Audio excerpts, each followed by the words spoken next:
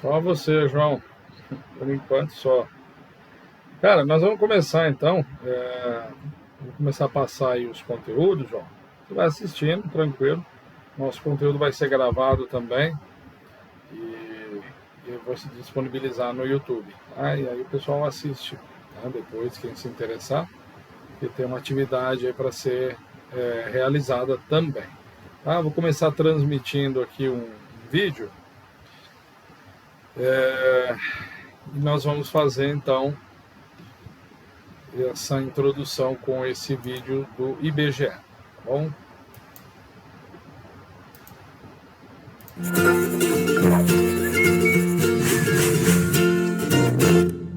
Olá, seja muito bem-vindo ao IBGE Explica. O vídeo de hoje é sobre a pesquisa do IBGE que traz os dados de trabalho, renda, escolaridade e outros indicadores da realidade socioeconômica brasileira.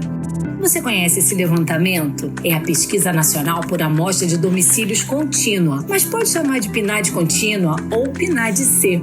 Essa é uma das nossas principais pesquisas domiciliares, ou seja, que é realizada com moradores de casas e apartamentos de todo o Brasil. Mas diferente do censo, que visita todos os domicílios a cada 10 anos, a PNAD contínua percorre apenas uma parte do total de residências do país, cerca de 211 mil por trimestre. Essa parte do total de domicílios é chamada de amostra e é selecionada por critérios estatísticos para refletir a realidade socioeconômica nacional. Para efeitos estatísticos, cada um dos domicílios da amostra representa outros tantos com características parecidas. 211 mil entrevistas por trimestre. Ufa! De quanta gente o IBGE precisa para fazer isso? Temos cerca de 2 mil entrevistadores espalhados em todos os estados brasileiros e no Distrito Federal, em mais de 500 agências localizadas por esse Brasilzão afora. Nossos entrevistadores podem visitar as residências e realizar a entrevista de forma presencial ou agendar por telefone. A pesquisa à distância traz novos desafios. Se você receber uma carta ou ligação do IBGE, não deixe de responder. Mas talvez você se pergunte: quantas vezes o IBGE vai me procurar se minha casa for uma das selecionadas para responder à pesquisa?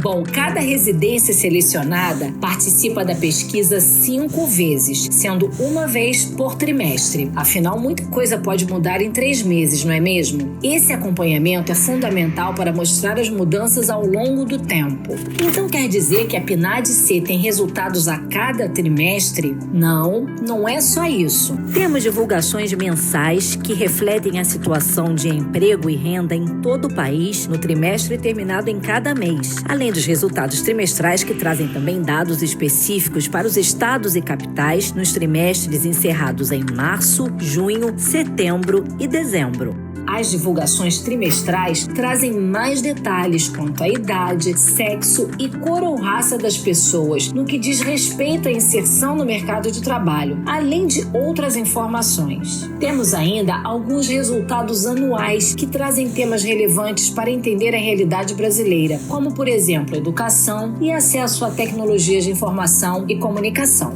E como saber se é seguro responder sobre temas delicados, como o rendimento de sua família e o acesso a bens e serviços. Fique tranquilo. Por lei, as informações prestadas ao IBGE são sigilosas. Nenhuma resposta é divulgada individualmente, de modo que permita a identificação de quem respondeu. Seus dados, junto com as outras respostas recebidas, vão fazer parte do retrato da realidade socioeconômica brasileira. Tá bom, mas como saber que quem está me ligando ou veio à minha casa é mesmo do IBGE? Você pode pedir, por exemplo, ao entrevistador o número de um documento e confirmar no site respondendo.ibge.gov.br se ele é mesmo do Instituto. Saiba também que nossos entrevistadores não enviam links e nem pedem códigos de confirmação. Bem, agora que você sabe sobre a importância e a segurança da PNAD contínua, que tal conhecer os dados que ela revela sobre o Brasil? Veja na descrição do vídeo os links do portal do IBGE em que você pode conferir todos os resultados da pesquisa. Também temos uma página especial sobre desemprego em que você encontra os principais conceitos usados e os últimos resultados sobre o mercado de trabalho brasileiro. Gostou de saber mais sobre a PNAD contínua? Então deixe seu like e compartilhe o vídeo com outras pessoas que possam se interessar também. Não deixe de se inscrever no canal e ativar as notificações para receber mais conteúdos interessantes sobre economia e a população brasileira. Até a próxima!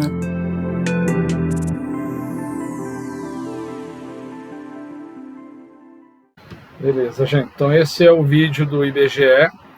Que fala, o IBGE explica, uma série, que explica sobre toda essa dinâmica, do que é o emprego, o desemprego no Brasil, e é em cima dela que nós vamos trabalhar hoje. É importante a gente analisar toda essa questão que envolve aí o IBGE, porque é da onde vocês vão ouvir constantemente no noticiário a respeito aí de desemprego. Se eu não me engano, coisa de 2 ou 3 dias atrás, saiu algo a respeito de desemprego no Brasil, que caiu recentemente, está na faixa hoje de 7%. Olha lá, o Adrian entrou também, a Bianca, beleza, o pessoal chegando aí, aos pouquinhos, o pessoal conseguindo chegar. Então, esses dias saiu essa pesquisa do IBGE a respeito do desemprego. Então, alertando, trazendo dados importantes aí a respeito do cenário do emprego no Brasil. E por que que nós estudamos essa questão do emprego, do desemprego?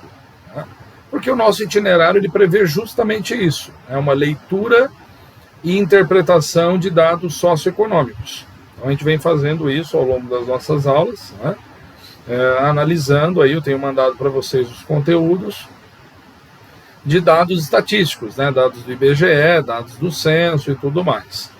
E isso é importante para a gente entender o cenário do país. O cenário do país ele não se faz apenas com política partidária. O cenário econômico de um país ele se constrói ao longo do tempo, com dados importantes a respeito de tudo aquilo que está nos cercando aí no dia a dia. E um dos dados muito importantes é a questão do emprego e a questão do desemprego. Por exemplo, todos nós conhecemos pelo menos aí uma pessoa que esteja nesse momento econômico do país desempregado.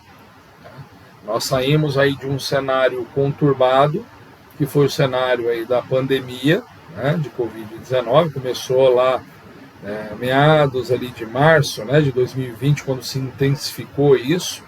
Ela vai surgir lá em 19, começa a contaminar lá a China inicialmente, vai pegando outros países, atingiu a Europa, atingiu os Estados Unidos, e o Brasil, em março mais ou menos de 2020, vai decretar aí o fechamento de praticamente tudo.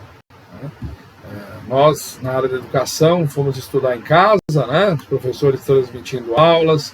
Essa ferramenta que vocês estão utilizando hoje aqui, o Centro de Mídias, foi criado com esse intuito, transmitir as aulas através da televisão, dos aplicativos. E isso foi uma realidade aí que o Brasil vivenciou e saímos muito recentemente desse cenário. E o que aconteceu nesse período da Covid-19? O desemprego disparou, porque as pessoas, em muitos setores da economia, não podiam mais produzir, não tinha como trabalhar. Imagine o pessoal que vivia do comércio, que vivia das gratificações, das comissões. Simplesmente do dia para a noite você não tem mais venda, então você não tem mais a garantia daquele salário. Quantas pessoas precisaram e utilizaram-se da ajuda governamental que foi oferecido naquele momento. A ajuda que, para muitos, foi a solução para não morrer de fome naquele momento. Então, o que nós vamos ver hoje aqui são justamente esses dados aí, dados socioeconômicos ligados à questão hoje, o nosso foco de aula, do desemprego. Tá? Então, o nosso objetivo é trabalhar a questão do desemprego, as origens, medidas e características. Como objetivo geral dessa aula, o que nós vamos trabalhar? São os conceitos de desemprego, a importância e os usos no universo aí do mundo econômico, tá? Quando falamos em economia. De forma específica, nós vamos identificar os conceitos e a importância de se falar sobre o desemprego. Os métodos de cálculo, as falhas que acontecem também, apresentar, explicar de repente motivos da existência do desemprego. Isso faz parte aí da nossa aula de hoje. Importantíssimo nesse conceito, né, entender a origem, então, os indivíduos que ofertam a sua mão de obra no mercado de trabalho, mas não encontram uma colocação. Então, essa é a origem da palavra desemprego. Então, eu coloco a minha força de trabalho, eu coloco a minha disponibilidade para trabalhar, e neste momento eu não encontro uma colocação neste mercado de trabalho. Então, é a pessoa que está desempregada. Então, o desemprego, ele é o que, na verdade? Ele é o resultado de um excesso de oferta de trabalho. Ou seja, por que excesso de oferta de trabalho? Ou seja, tem muita gente ofertando esse trabalho ao mesmo tempo, muitas pessoas também oferecendo a sua mão de obra, e não tem a demanda, né? Não tem quem absorva toda esta mão de obra. Então é nesse momento que numa nação se identifica a questão do desemprego. Tá? Como conceito, o conjunto populacional de pessoas aptas que buscam emprego, mas não encontram uma colocação no mercado de trabalho. Esse é o conceito, então, para desemprego. E o problema do desemprego, normalmente ele está ligado e ele está dividido em duas categorias importantes. Uma delas é a taxa natural de desemprego e a outra é a taxa cíclica de desemprego. Então nós vamos ver aí o que é uma e o que é outra. A taxa natural de desemprego, ela representa a falta de emprego que não desaparece nem ao longo prazo. Tá? Então, é uma taxa natural. A gente chama de taxa natural de desemprego aquela que, mesmo a longo prazo, ela não desaparece, ela é contínua. Ela se refere à taxa de desemprego normalmente observada na economia. Então, se vocês observarem noticiários recentes, tudo aquilo que está aí norteando a economia brasileira, sempre vai ter uma fatia da população brasileira classificada como desempregada. Isso não muda. Hoje, por exemplo, no Brasil, essa faixa está aí na casa de 7%. Então, o que se apura é que em torno de 7% da população ativa, da mão de obra ativa, pessoas qualificadas, que têm saúde, elas estão nessa faixa de 7% desempregadas hoje no Brasil. Tá? E o que seria a taxa cíclica de desemprego? Ela vai se referir justamente à flutuação ao redor dessa taxa natural de desemprego. Então, ela lida com flutuações de curto prazo, ou seja, aquela crise econômica que atinge o Brasil num determinado momento, ou seja, uma crise passageira, vai gerar desemprego e logo depois esse ciclo se fecha e o emprego começa a surgir novamente. Uma taxa cíclica de desemprego, por exemplo, que não foi natural, foi a Covid. Ou seja, uma onda que nos atingiu, derrubou o emprego formal, as pessoas não puderam trabalhar, e aí, então, passado este período da Covid, as pessoas começaram a se realocar novamente no mercado de trabalho, e esse número que chegou aí a 20%, quase 20% da população, hoje já caiu para 7%. Então é uma taxa cíclica, ela é um ciclo. Ela apareceu, ela surgiu na economia e de repente agora ela começa a recuar e o emprego começa a surgir. Vai cair um pouco mais ainda, porque nós estamos diante de uma outra faixa cíclica natural aí que todos os anos vai ser observada, que é as festas de final de ano. Então, que ciclo é esse? Esse é o ciclo das festas de final de ano. Então, é muito normal agora os subempregos, aquele emprego temporário, que o comércio ele pega a pessoa para trabalhar, ela vai trabalhar agora esse período novembro, dezembro, início de janeiro, e aí logo ela já é dispensada. Então é justamente para cobrir as festas, né, de Natal, Réveillon, que as vendas aumentam e você não tem mão de obra para atender no comércio. Então, nessa época do ano, a taxa de emprego, né, e desemprego ela vai cair, a taxa de desemprego vai recuar, mais pessoas vão estar trabalhando, mas ela começa a aumentar de novo no ciclo do início do ano. Esse é um processo natural aí do mercado de trabalho, da economia brasileira. Boa noite, Jean. Seja bem-vindo à nossa aula aí. Vamos lá. Então, esse é o processo cíclico.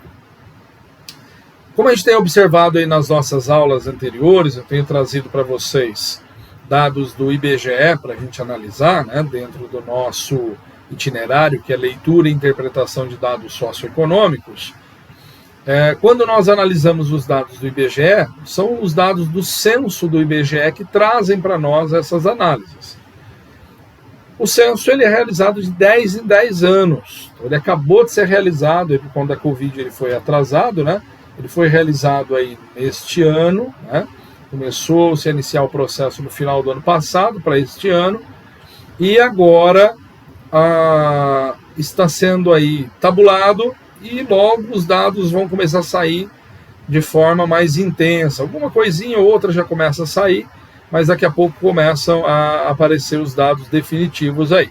Então, com que dados a gente trabalha? A gente trabalha com os dados do último censo, ou seja, aquele que foi realizado lá em 2010.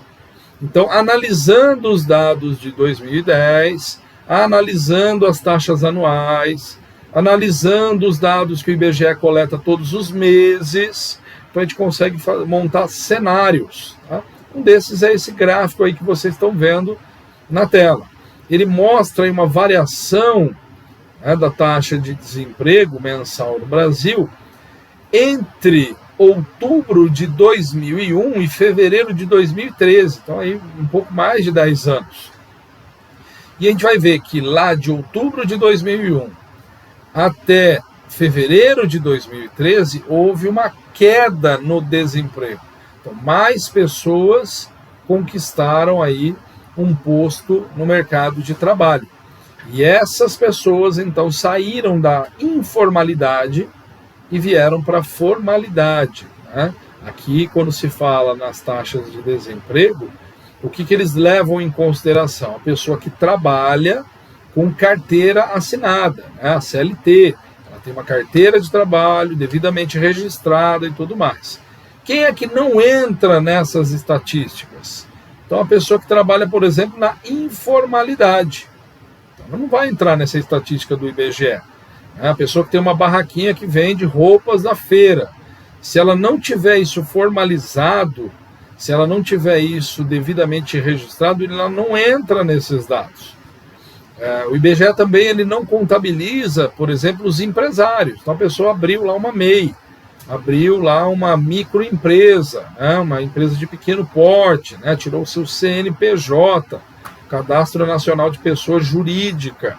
Ela não vai entrar nessa estatística. Tá? Mas aqui, então, são as pessoas que têm o emprego formal, aquela que tem a carteira de trabalho devidamente registrada, tá? Que recolhe lá o valor da Previdência, o INSS, né, contabilizando para a sua aposentadoria lá na frente. Tá? Então, essas pessoas vão entrar nessa estatística aqui do IBGE que nós estamos falando hoje. Tá? É importante a gente ter isso bem conceituado para não deixar, muitas vezes, que a desinformação tome conta aí da nossa análise. Tá? Mas a pessoa está trabalhando. Então, a desinformação que eu estou falando está aqui. Né? A pessoa normalmente está trabalhando, mas ela está trabalhando em condições de trabalho formal, né? Ela tem uma carteira registrada, ela tem o seu registro efetivado, é recolhido o seu fundo de garantia por tempo de serviço, que é uma reserva, uma espécie de poupança estatal que é recolhido, né, do empregado e é colocado numa conta especial da Caixa Econômica Federal, e quando a pessoa sai do emprego ela pode receber esse valor, né, ela pode sacar esse valor, e hoje com as regras aí vigentes, a Caixa Econômica permite inclusive o tal do saque aniversário, né, que uma vez por ano, no dia do seu aniversário, se você deixar tudo cadastrado lá de forma automática, você consegue receber na sua conta parte do que você tem lá no seu fundo de garantia. Tá? Você recebe isso de volta. Tá bom? Então, assim, tudo que a gente está conceituando aqui passa por análises que o governo faz. Ou seja, nós temos um ministério dedicado dentro do governo federal, né, que se preocupa com a questão do emprego, do trabalho em si. Então, o Ministério do Trabalho tem um ministro específico, né, Carlos Lupe, que é o ministro do Trabalho, do Emprego. Então, é ele quem vai analisar, é ele quem vai negociar com as grandes empresas, com o chamado, né, mercado de trabalho, para que tudo que seja negociado, que vai trabalhar aí junto com os sindicatos, que vão negociar com as empresas, que vão negociar aí tudo aquilo que vai movimentar a nossa economia. Tá? Por que é importante ter um ministério específico para analisar o que a gente está vendo aqui, questão da taxa de desemprego? Do que vive um governo? Tá? Então a gente precisa analisar isso, entender este conceito. Do que vive um governo? O governo não gera riqueza. O governo ele vive daquilo que ele arrecada através de impostos e taxas. E quem é que paga esses impostos e essas taxas? Somos nós, a população. A população economicamente ativa, que trabalha. Né? E dentro dessa população existem aquelas pessoas que vão desempenhar o seu papel como empregadores, né? Como empresários. Ele vai abrir o seu negócio, sua empresa, sua loja, sua indústria e assim por diante, e o escritório, e vai gerar empregos. Nós temos um emprego na indústria, no comércio, na prestação de serviços. Né? Por exemplo, nós que moramos aqui em Bauru, o que movimenta a cidade de Bauru? Bauru é uma cidade com muitas empresas? Não. Tem um parque industrial relativamente pequeno até. Né? Mas o que mais movimenta a cidade de Bauru é o comércio. Tá? O comércio é uma cidade muito bem estruturada na prestação de serviços e no comércio formal. Então ela movimenta a cidade. A área principalmente hospitalar, a área comercial mesmo propriamente dito, a área educacional, nós temos boas universidades, então isso movimenta. Temos também o setor industrial, temos uma pequena parte da área agrícola bauruense, que vai gerar também economia regional.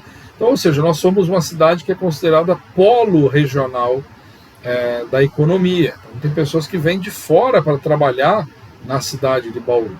Então, ao contrário, por exemplo, de regiões como o ABC Paulista, né, próximo ali, o entorno da cidade de São Paulo, a grande São Paulo em geral, ali as cidades que estão no entorno da cidade de São Paulo e a própria cidade de São Paulo, tem um polo industrial muito forte. Tem um comércio forte, mas também tem um polo industrial muito forte.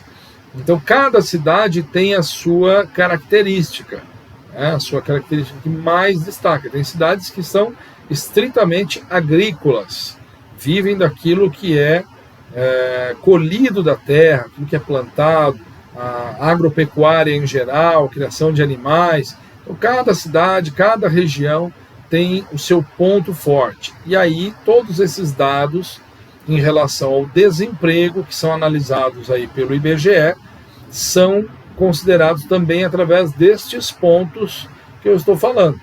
né? São pontos que vão ser levados em consideração, pontos importantes. Se não é uma cidade, se não é uma região economicamente ativa, que não tem muitas indústrias, que ela vive basicamente da prestação de serviço, basicamente do comércio, nem todos vão estar aptos a trabalhar ali, né? Nem todos vão conseguir alcançar o seu posto de trabalho devidamente registrado ali. Então, muitas vezes tem regiões em que o trabalho informal ele supera em muito o trabalho formal. Então, cada região tem o seu desenho aí para a gente entender. Definições aí relevantes sobre emprego, né? Empregos, né, ou pessoas ocupadas, né, os ocupados, são pessoas que ofertam então a sua mão de obra, né, no mercado de trabalho, e elas encontram uma colocação. Então essa é a pessoa empregada. O desempregado ou desocupado é aquele que oferta a sua mão de obra no mercado de trabalho, mas ele não encontra uma colocação. Ou seja, por que ele não encontra? Como eu já falei anteriormente, porque há um excesso de oferta de mão de obra. Ou seja, muita gente procurando emprego e poucas vagas de emprego disponíveis. E aí um outro termo também, vocês vão ver muito aqui, né, nessa aula, nesses materiais que eu estou enviando, esses slides aqui que eu estou mostrando para vocês. Eu vou colocar para vocês o PDF dele, para vocês baixarem tanto aqui quanto no grupo do WhatsApp, tá? Para vocês terem esse material. Vocês vão ver aí, ó, por exemplo, FT. O que significa FT? É força de trabalho. Tá? Força de trabalho ou a população economicamente ativa. Também é uma outra sigla que é usada, o PEA. Tá? O PEA, o PEA, população economicamente ativa, que é a soma dos indivíduos, empregados e desempregados, que participam do mercado de trabalho e buscam o emprego, e eles conseguem conquistar este emprego. Tá? Então é neste sentido que, por exemplo, esse tipo de sigla é utilizado, tá? O PEA ou então o FT, né? Ou seja, a força de trabalho. Ok? Definições relevantes também, né? Fora da força de trabalho, ou pessoas que são consideradas como não economicamente ativas. Tá? O PNEA, o PNEA, PNEA, são as pessoas não economicamente ativas. São pessoas que são aptas para trabalhar, tá? Elas estão em condições de trabalhar, ou não, tá? Tanto faz, ser ou não, tá? Apta para trabalhar. A pessoa que oferta a sua mão de obra, né, e escolhe ou não pode trabalhar ou participar do mercado de trabalho. Então, tem algum impedimento. Ela é apta para trabalhar, mas ela não quer trabalhar. Por quê? De repente tem uma renda, recebe uma pensão, alguma coisa do tipo. Ou ela é apta para trabalhar, mas ela tem um impedimento legal, uma ordem judicial. Ou seja, existem vários fatores aqui que podem classificar uma pessoa como apta ou não apta para o mercado de trabalho. Tá? População adulta, outra sigla aqui, ó, PA, população adulta. Ou o PIA, o PIA, a população em idade ativa. São todas aquelas pessoas com mais de 10 anos de idade, segundo o próprio IBGE, é claro, que participam ou não do mercado de trabalho. Né? Puxa, mas com 10 anos pode trabalhar? Não, não pode. A legislação trabalhista não permite. Tá? Então, como eu já falei para vocês aqui, existe o mercado de trabalho, existe o Ministério do Trabalho, ligado aí ao governo federal, mas existe também uma justiça que cuida de ações diretamente ligadas ao trabalho. Tá? Que é a Justiça do Trabalho, o Ministério Público do Trabalho. Então, toda vez que há um imbróglio jurídico, toda vez que há aí uma contestação, né, por parte do empregado junto ao empregador, ou do empregador para com o empregado, eles vão dirimir as suas dúvidas, né, resolver as suas pendências no Ministério judicial, ou seja, eles vão para o judiciário, vão para a justiça trabalhista e um juiz federal do trabalho vai definir o que está acontecendo e quem tem ou não tem razão. Tá? Por exemplo, no Brasil aconteceu muito recentemente ainda casos investigados, tá, pelo Ministério Público, ou seja, que seria a promotoria, né, em nível federal, o Ministério Público do Trabalho, de fazendas, por exemplo, onde pessoas eram trabalhadas, eram forçadas a trabalhar ali, e isso é considerado trabalho análogo à escravidão, ou seja, um trabalho que lembra, que é parecido com um processo de escravização do ser humano. Então, essas pessoas são libertas, literalmente falando, libertas desses lugares onde elas são acorrentadas, onde elas são chicoteadas, onde elas têm privação de alimento, aonde praticamente ela trabalha por comida e lugar para dormir, não tem salário, não tem garantias, não tem uma carteira de trabalho assinada, e aí então o Ministério Público do Trabalho vai então atuar diretamente nessa demanda, levando essa ocorrência ao judiciário, ao sistema judiciário, para julgar na Justiça do Trabalho o que está acontecendo ali entre aquelas pessoas que trabalham e aquelas pessoas que deveriam prover ali o salário, né, os seus empregadores, e não o fazem como devem. Tá? Dentro desses conceitos, então, de identificações aí do desemprego, aqui tem uma demonstração gráfica para vocês verem de componentes da população adulta ou idade ativa para trabalhar.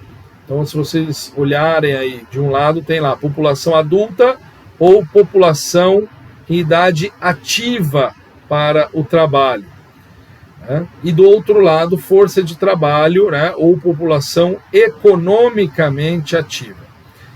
E aí, nesse gráfico, o que nós temos? Um grupo da população que são os empregados ou pessoas que estão ocupadas, trabalhando, e um pouco abaixo, ali bem no meio, aquela faixa, aquela camada de desempregados, ou a população desocupada.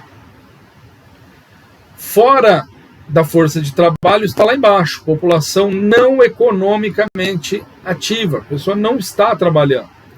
Costuma-se dizer também no mercado de trabalho em geral, quando as pessoas elas são entrevistadas, esses dados são colocados aí na mídia, costuma-se dizer, né, das pessoas que estão empregadas, pessoas desempregadas e as pessoas desalentadas. Ou seja, o que é o desalentado?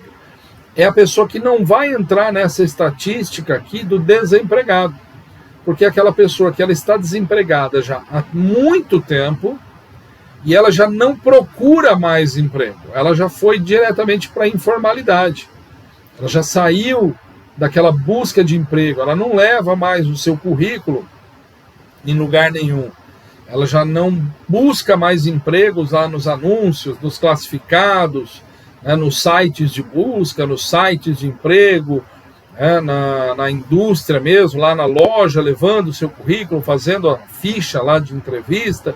É a pessoa que já não procura mais. Então essa é a pessoa que é considerada ou chamada, né, normalmente, popularmente, ela é chamada de desalentada, aquela pessoa que já abandonou essa busca pelo emprego.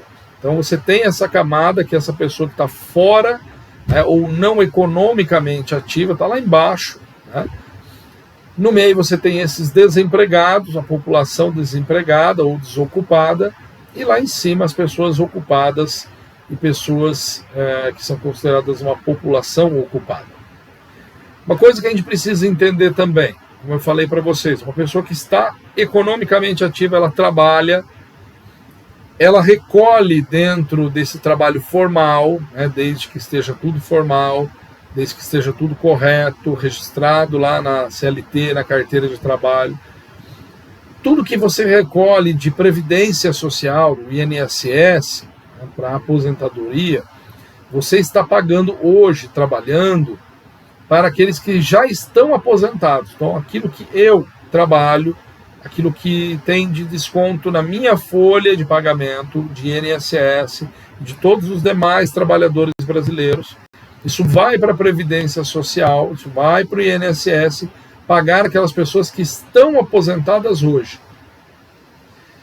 Mas e o que eu estou recolhendo não é para mim? Não. Quando eu estiver na época de aposentar, aqueles que estiverem trabalhando na época, registrados, tendo recolhimento da Previdência, estas pessoas vão pagar a minha aposentadoria, e assim sempre por diante. Então, sempre uma geração à frente paga para os trabalhadores aposentados daquela época. Então, é sempre assim. Quem está trabalhando paga quem já aposentou, e assim por diante. Então, vocês que são jovens, estão estudando, muitos de vocês já estão trabalhando, estão iniciando a vida aí no mercado de trabalho, vocês têm toda uma carreira pela frente, muitos anos, porque no Brasil, para se aposentar é quase uma missão impossível, Mulheres aí com 62 anos vão aposentar, 60, 62, e homens lá com 65 anos, então vocês têm toda uma vida de trabalho, tudo que vocês forem recolhendo ao longo dos anos de trabalho, vai para pagar aqueles que já estiverem aposentados e vivos, e as pensões que são aí devidamente autorizadas pela Previdência Social. E é dessa forma que a economia brasileira vai caminhar. Aqui tem um cenário para vocês avaliarem também, a divisão aí da população adulta no Brasil, em milhões, a escala está ali em milhões de habitantes. Em verde ali aqueles que estão empregados, estão aqui 23 milhões, os desempregados ali no meio, em vermelho, e fora da força de trabalho, aqueles desalentados que eu falei, embaixo aqui. Então isso compõe aí em milhões a quantidade de pessoas que todos os dias buscam uma colocação, porque o emprego formal, o emprego para uma pessoa, ele é muito importante porque ele provê justamente a sua sobrevivência, a sua alimentação diária da sua família. Então não são números soltos na economia. Quando a gente vê muitas vezes na mídia essa questão de desemprego, emprego formal, emprego informal, não são apenas números para rechear dados da economia de um governo. São dados que lidam diretamente com a vida do dia a dia das pessoas. É importantíssimo trabalhar. Quantos de nós aí vemos aí colegas, os colegas de vocês aqui da sala mesmo, da terceira série E, que muitas vezes não veio na aula. Por que não veio na aula? Porque estava trabalhando. O colega colocou aqui, acho que foi o Jean, poxa, chegou aquela hora porque estava no trabalho. Então, ou seja, é necessário. Muitas vezes você tem que fazer essa jornada dupla, até tripla, trabalhando em mais de um lugar, trabalhando e estudando ao mesmo tempo. Então, tudo isso é identificado, tudo isso é catalogado e tudo isso é disponibilizado para que o trabalhador ele possa definitivamente participar aí do mercado de trabalho. Pessoal, eu vou colocar para vocês aqui esta aula de hoje, então os slides aí que eu utilizei para que vocês possam ter também esse arquivo, para vocês terem esses dados aí nas mãos. Eu vou colocar também lá no grupo do WhatsApp, para vocês terem também esse conteúdo. São 19 horas e 42 minutos, daqui a pouquinho vai encerrar nossa aula, encerra 45, e a gente vai continuar esse assunto na próxima aula nossa, Nós vamos continuar falando sobre a questão de emprego e desemprego. Para hoje também eu vou colocar para vocês